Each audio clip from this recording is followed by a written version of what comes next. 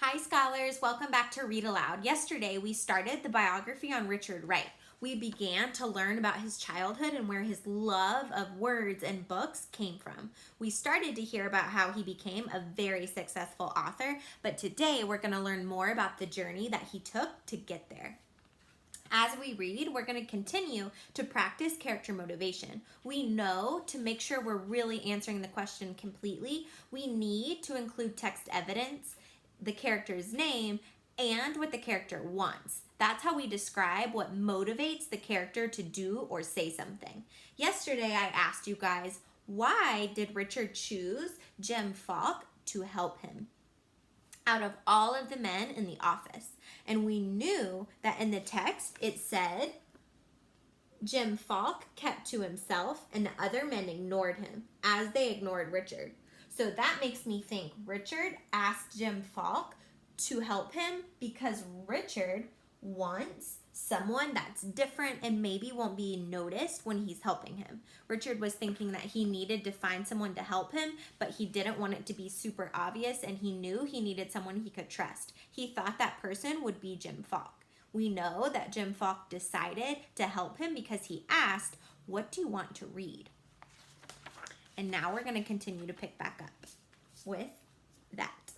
Richard felt confused. His mind was racing so fast, he couldn't think of a single book. Jim said nothing, but reached into his desk and brought up a worn white card and handed it to Richard. "How will you use it?" Jim asked. "I'll write a note," Richard said, "like the ones you wrote when I got books for you." "All right," Jim said nervously, "but don't tell anyone else. I don't want to get in trouble." "No, sir," Richard promised. "I'll be careful." So Jim just gave him his library card. Wonder how it's going to make Richard feel. After work, Richard walked through the crowded streets to the library. He felt as if he were on a train to Chicago, as if he were traveling north already. Why do you guys think that Richard felt as if he were on a train to Chicago already? We know that earlier in the text it named that he knew he could find a successful life in Chicago or the North.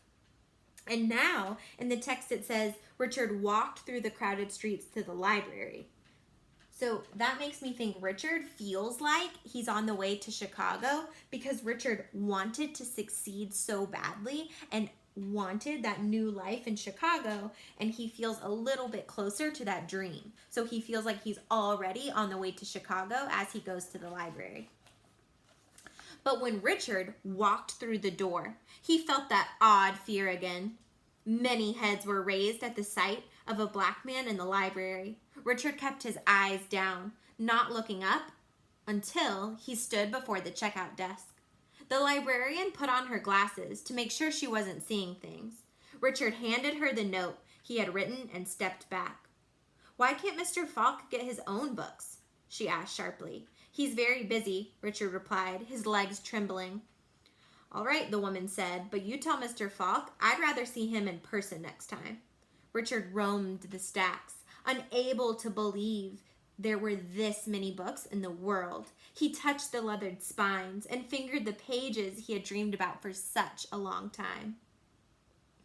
Wow, I'm thinking about why the woman would say something like, "But you tell Mr. Falk I'd rather see him in person next time." Well, we read in the text and know that there is extreme discrimination going on towards black people right now in the country. And so that lets me know that this librarian doesn't want a black man in the library, which is why he was so nervous and she was being very unkind. "Are you sure these books aren't for you?" the librarian asked in a loud voice when he went to check them out. Once again, heads turned. Richard felt the eyes of white people on him. He thought he had been caught. He thought that he would never be able to read the books he wanted to so badly. But Richard told the lady what she wanted to hear, what she believed was true about all boys like him. "No, ma'am," he said, "these books aren't for me. I can't even read." The librarian laughed out loud and stamped his books. Richard heard other people laugh as he walked out the door. I want us to stop and think about why Richard would say he can't read, even though that's his favorite thing to do and what he loves the most. Well, we read earlier that he would do things like keeping his head down and trying to not be noticed because of all this discrimination and segregation.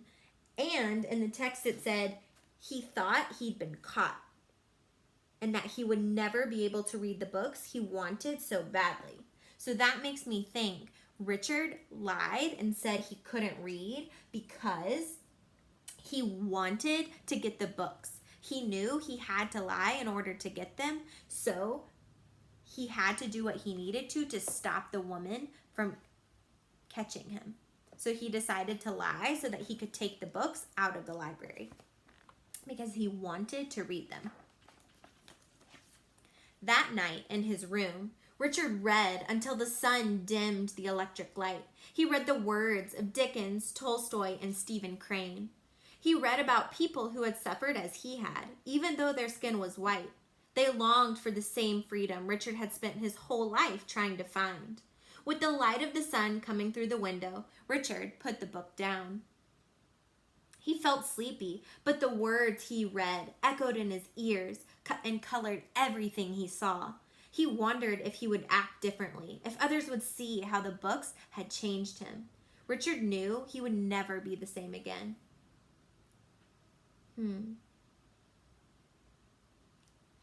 So Richard continued to read even though he was sleepy. Why do you guys think Richard kept reading all night even though he was sleepy? I know when I'm really tired, I want to go straight to bed, but Richard didn't do that. Richard kept reading all night even though he felt sleepy. Why did he do that? I want you guys to stop and think about your answer. That's what you guys are going to respond to today. You can go back to listen to this page if you need to pull out and find your text evidence. To answer, why did Richard keep reading all night even though he felt sleepy? Thinking about how you know from the text and what Richard wanted. That will help you in answering that question and meeting the CFS. Let's keep reading to see what happened next though. That morning, he carried his books to work in a newspaper. Whenever he had a chance, whenever the office was empty for a moment, he read. Mr. Falk walked over, pretending that he was asking Richard to go and pick up his laundry for him. "What do you get?" he asked under his breath. Richard opened the newspaper and showed him.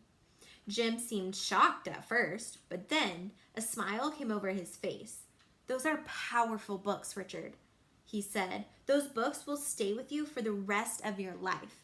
But for now," he said, looking around the office, "you should keep them to yourself." Richard tried to do just that, but as the time for the journey north came closer, he didn't care who saw him reading. The men in the office either laughed at him or asked him if he was crazy. "What's a boy like you toting a bag full of books around for? You can't read all those big words." Every now and then, Jim smiled at him from across the room. The library books had changed some of Richard's feelings about white people.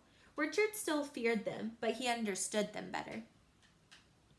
The day he left for Chicago, Richard stopped by Mr. Falk's desk. "Thank you," Richard said. "Thank you for the books. Thank you for everything." Jim didn't say a word, but he shook Richard's hand in front of everybody.